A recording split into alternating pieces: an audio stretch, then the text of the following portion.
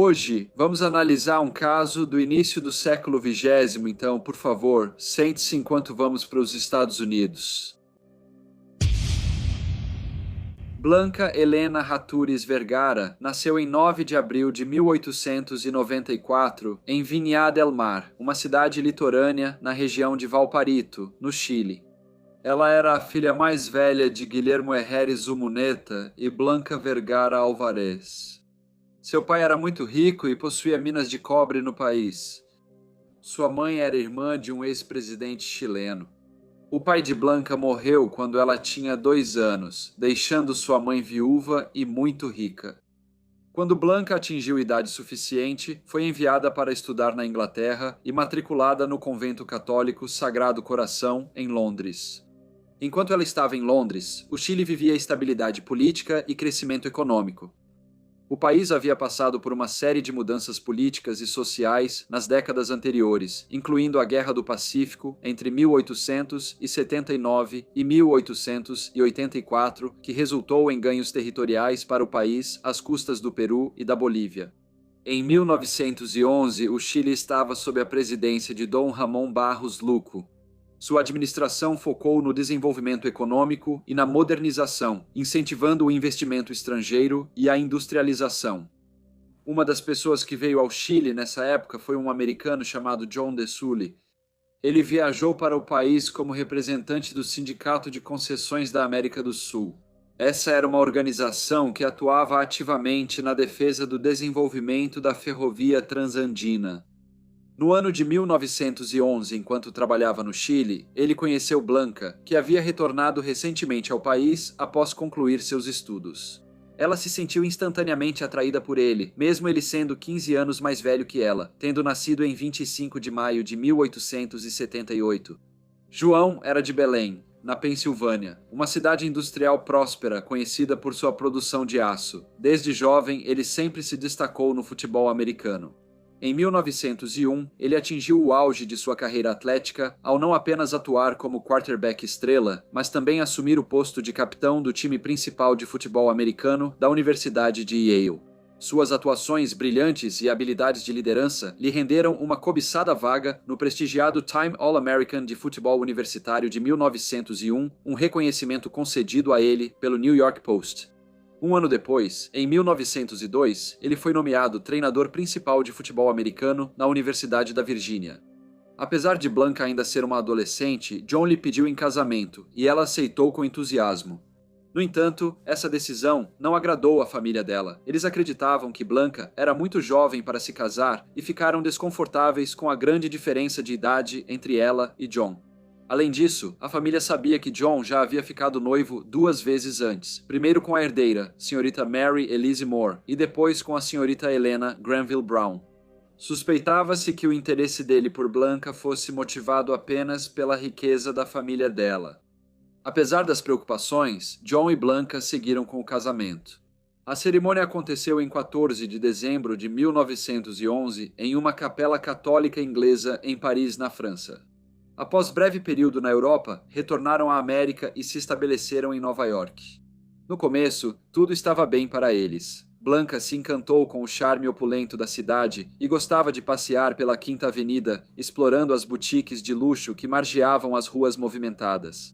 Mas logo ela ficou grávida. E no dia de Natal de 1912, o casal celebrou com alegria a chegada do filho, a quem deram o nome de João, em homenagem ao pai, e que era carinhosamente chamado de João Júnior ou Jack. Eles escolheram o influente magnata do aço, Carlos H. Schwab, para ser o padrinho da criança.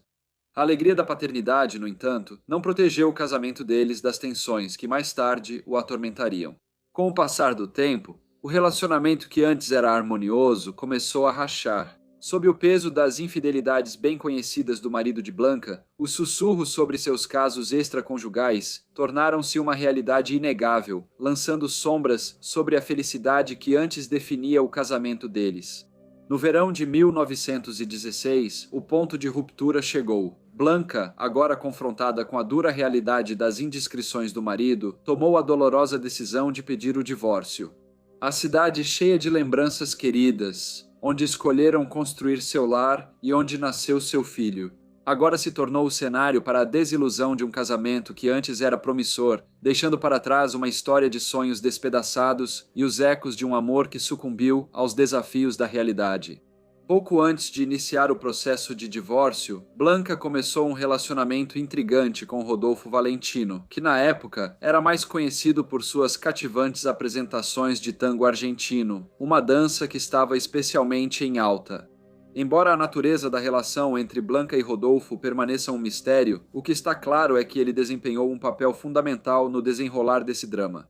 Ele testemunhou na audiência de divórcio em dezembro de 1916 e apoiou as alegações de Blanca sobre as infidelidades do marido, declarando que sua própria parceira de dança, a renomada Joanna Sawyer, era uma das mulheres com quem João de Sully estava tendo um relacionamento. Após a divulgação da notícia no tribunal, o interesse da imprensa cresceu muito. Outras testemunhas confirmaram que o Sr. Dessel e a Srta. Sawyer eram conhecidos por fazerem companhia um ao outro em diversas ocasiões. Foi relatado que a mãe de Blanca, Blanca Vergara Álvarez, era uma das mulheres mais ricas do Chile. Essa revelação acrescentou outra camada ao processo, já que o Sr. Dessel se viu lidando com acusações de má conduta financeira, especialmente em relação ao mau uso da considerável fortuna de sua esposa. O casal conseguiu a guarda compartilhada do filho, mas João saiu do processo com a reputação manchada e perdeu qualquer benefício futuro do dinheiro da família de sua esposa. Depois disso, João, agora consumido pela amargura, apontou o dedo acusador para Rodolfo Valentino por toda a aprovação. Utilizando sua influência política, ele orquestrou a prisão dele, junto com uma certa madame chamada Sra. Thine, sob algumas acusações de vício não especificadas. No entanto, as evidências contra eles eram, na melhor das hipóteses, frágeis. Então, depois de passar alguns dias desanimadores atrás das grades, a fiança de Rodolfo milagrosamente caiu de $1.000 exorbitantes para uns mais acessíveis 1.500. No entanto, o escândalo que se seguiu virou um espetáculo midiático, lançando uma luz dura sobre ele e seu trabalho. As ofertas ficaram limitadas, já que até mesmo seus amigos mais leais lhe viraram as costas. Em uma reviravolta cruel, Blanca, a própria pessoa que ele tentou ajudar com seu depoimento, não demonstrou gratidão alguma e cortou todos os laços com ele. Conforme estipulado no acordo de divórcio, John e Blanca estavam proibidos de levar o filho para fora do país durante a Primeira Guerra Mundial em andamento na Europa. Apesar disso, Blanca implorou ao tribunal por uma exceção, buscando permissão para levar seu filho ao Chile para visitar a avó dele. O pedido foi fortemente contestado por John de Sully, que alegava que viagens marítimas eram muito arriscadas naquela época. Blanca, por outro lado, sustentava firmemente que seu retorno ao Chile era imprescindível por motivos de saúde e enfatizava que não faria a viagem sem seu filho. Esse choque de perspectivas entre o casal divorciado serviu apenas para intensificar a natureza hostil do relacionamento deles. No dia 3 de agosto de 1917, Blanca deixou sua residência em Rosalind, Nova York, para buscar seu filho com o ex-marido. Na casa dele em Meadowbrook Colony, perto de Westbury, e estava acompanhada por sua empregada. As complexidades legais da separação deles incluíam a guarda compartilhada do filho. Ao chegar à casa dele, Blanca subiu na varanda e bateu na porta. Lá dentro estavam o pai do ex-marido dela, Sr. Arthur de Saul, a irmã dele, Sra. R. Denger, e um amigo chamado Sr. Marshall Ward. No entanto, em vez de buscar o filho, o que realmente aconteceu foi uma discussão acalorada, um argumento emocional alimentado por tensões não resolvidas e interpretações conflitantes do acordo de custódia. John se recusou a entregar a criança.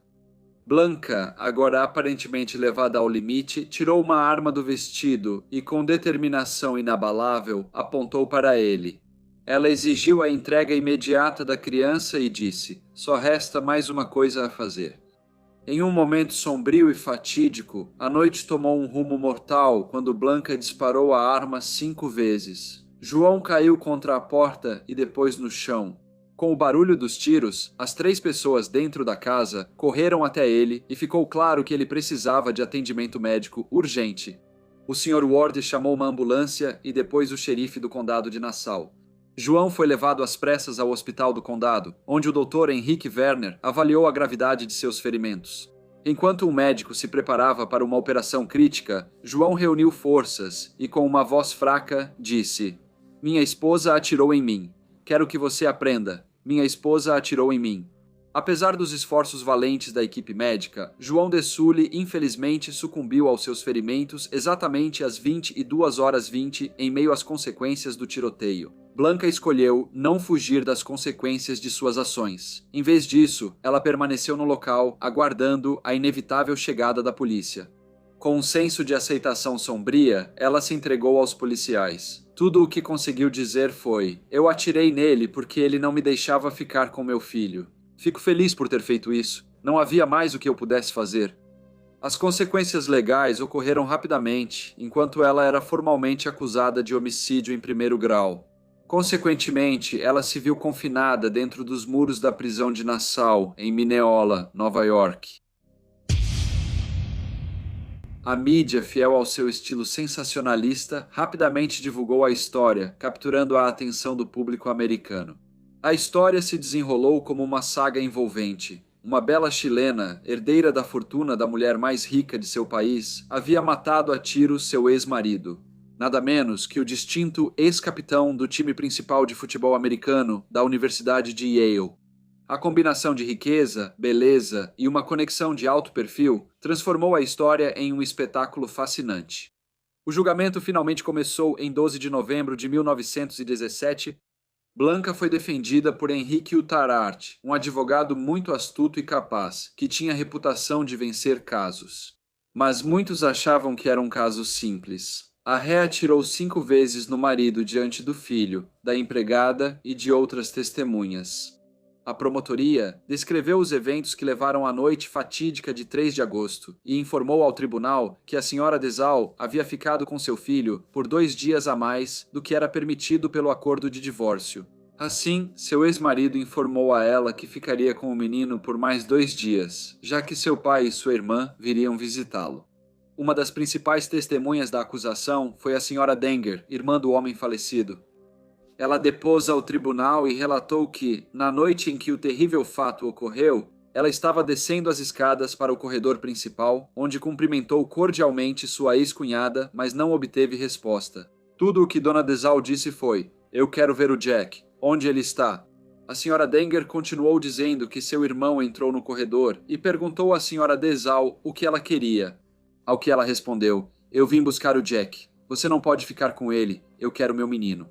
Em resposta, o Sr. Dessau, aparentemente falando em voz baixa, disse: "Não podemos discutir isso, Blanca. Eu não posso discutir isso com você." Ao perguntarem o que ocorreu depois, a Sra. Denger contou que seu irmão virou-se de costas para a porta e ela viu a Sra. Dessau pegar algo do vestido. Num instante, um clarão iluminou a cena e seu irmão caiu no chão. Durante todo o tempo, seu filho de 4 anos assistia a tudo, espantado. A Sra. Denger acrescentou que a arma foi disparada várias vezes antes de a Sra. Dessau sair calmamente para a noite. Curiosamente, ninguém tentou intervir, mas a Sra. Dessau então parou, olhou para trás e comentou casualmente: "Acho melhor você chamar um policial." A Sra. Denger contou que ligaram para o Hospital Manola pedindo ambulância e depois acionaram a polícia.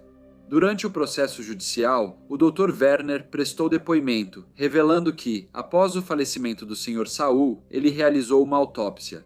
Ele disse que o exame revelou 3 ferimentos de bala no braço esquerdo do falecido. O tiro fatal, no entanto, foi o primeiro disparado nas costas do Sr. Dessau, penetrando no abdômen e levando, por fim, à sua trágica morte.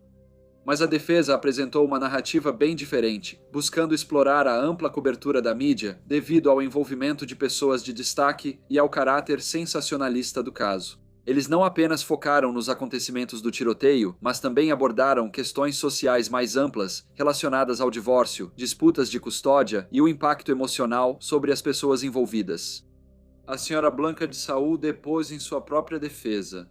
Ela contou sobre sua infância no Chile, a morte de seu pai, sua educação na Inglaterra e como conheceu seu marido.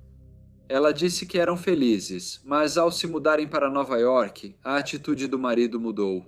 Ela contou como herdou títulos no valor de $100 mil de seu falecido pai que ela entregou ao marido. No entanto, ele não ficou muito satisfeito e, em vez disso, apenas disse: "Ora, isso não é nada. É absurdo te chamar de herdeira."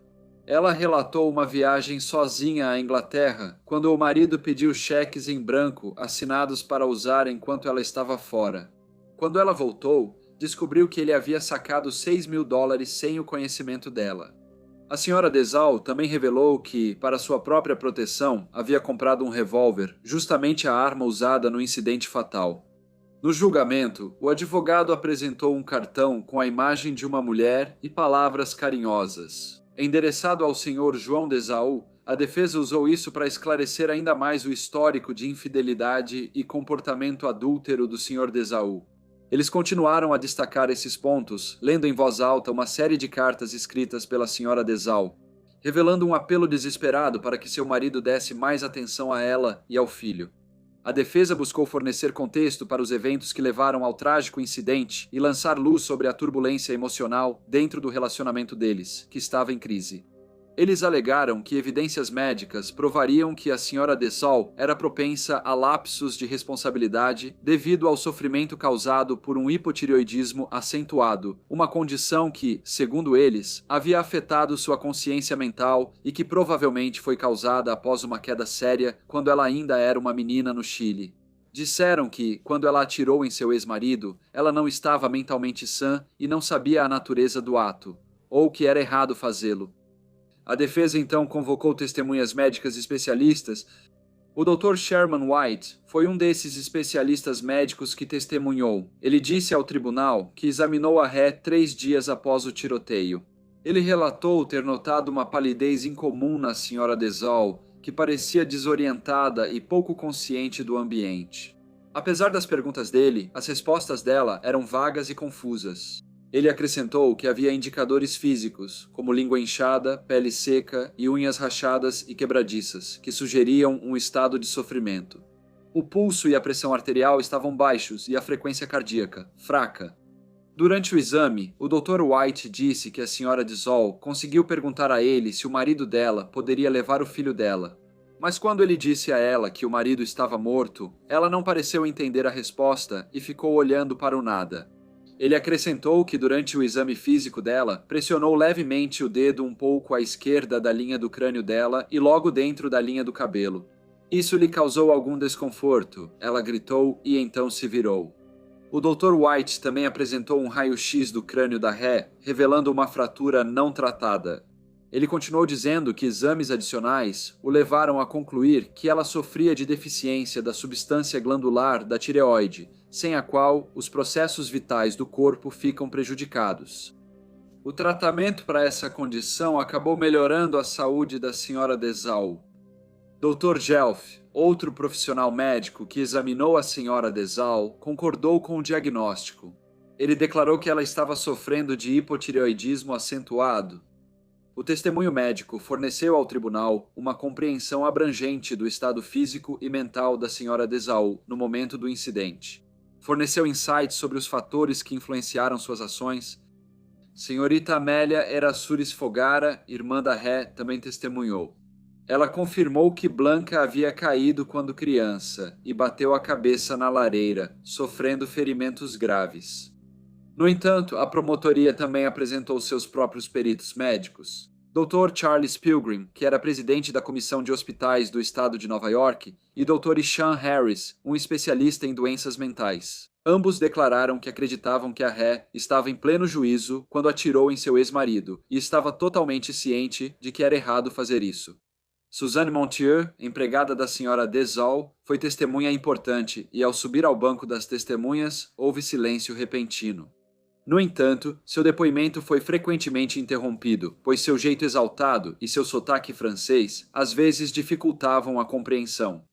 Ela contou sobre a noite do evento trágico e revelou que havia acompanhado a senhora Dessau até a propriedade do ex-marido dela.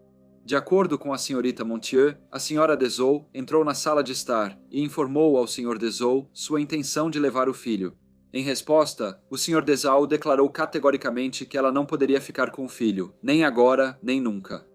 A Sra. Montieu acrescentou que naquele momento estava ao lado da Sra. Dessau e viu que ela ficou extremamente pálida.